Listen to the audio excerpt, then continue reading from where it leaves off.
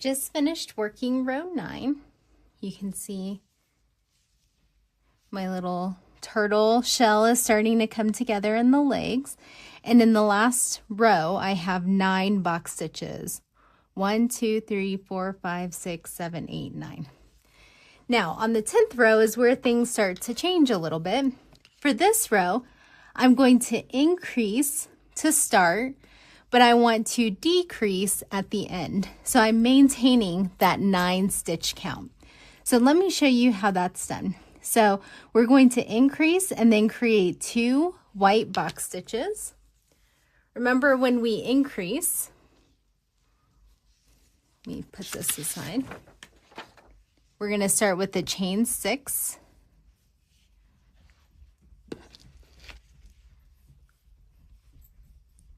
Then skip the last 3 chains and then double crochet in the next 3 chains.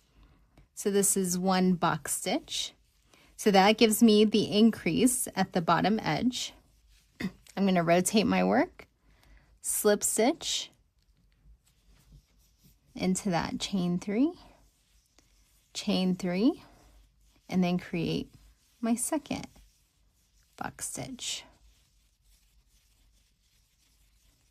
Okay, so let me go back to my motif. So there's my 2 whites, and then I'm going to do 1 light green. And when I finish that light green, this next one's not connected to it. See, there's a whole row where I don't work any light green, so then I'm going to cut that color.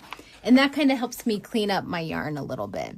You'll get used to spotting those the more you work corner to corner crochet. So I don't even have that much left. I measured pretty well. But I'm going to slip stitch into the top of this stitch and then pull the light green color through. And then I can cut this yarn. I like to leave, like 6 inches or so of a tail to weave in. And that wasn't a ton of yarn left over, but it helps me clean up things a little bit. So I'll set that to the side. So I've worked my light green yarn. So now I have 1, 2, 3, 4 for the dark green. So I'll work 4 for the dark green. And you can see the more yarn, the more colors, the more bobbins you have, the more tangled your yarn becomes. I like to embrace it. It's like part of the process, right? There's chaos, and then at the end, you end up with this cute little motif after all of that chaos and hard work. Okay, I have my 4 dark green box stitches. So if I go back, I'm on row 10, so 1, 2, 3, 4, and then I have 2 whites. And this is the part where I'm going to do my decrease. So we'll see how that looks. So 2 white box stitches.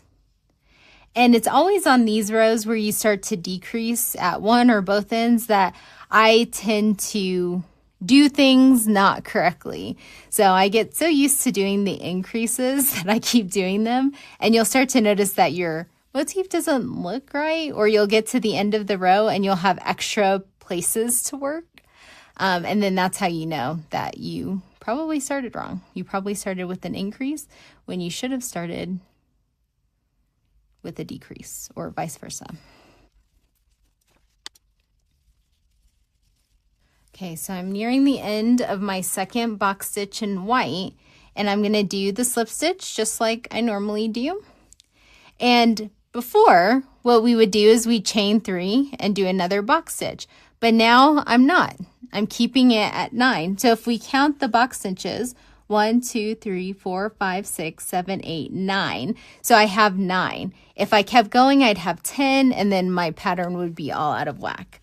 So that's actually the end of row 10. So I'm going to go back to my chart and then mark it off. And then for row 11, I'm going to do a decrease to start and an increase to end.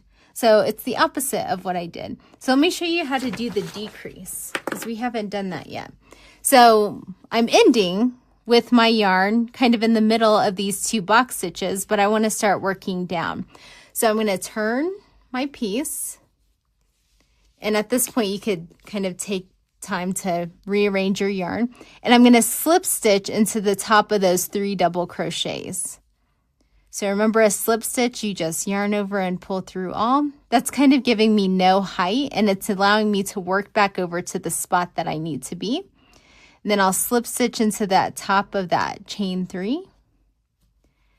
And then I start working row 11. So now I'm in the right spot, so I'll chain 3, work a box stitch, all the way till we get to the end. And then when I slip stitch into this last stitch over here, I'm going to chain 3 and work. That's my increase part.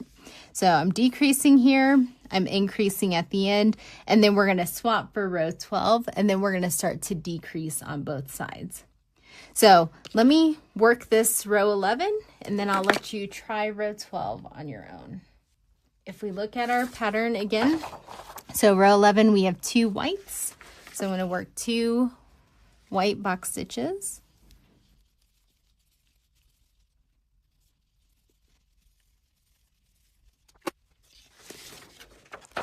Okay, and then I have 1, 2, 3, 4 dark greens, and then 3 whites.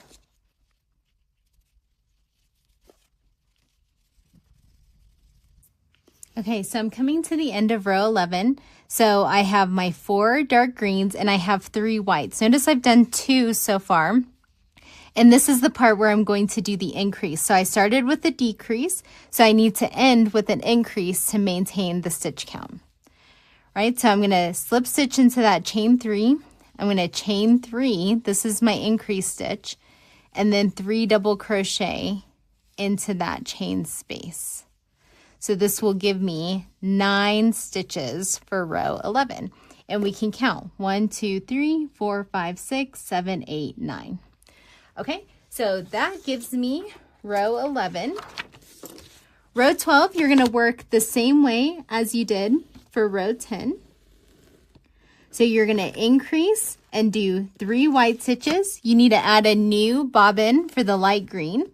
Do 1 stitch there, 4 dark greens, and then 1 white, and then you're going to decrease on this side.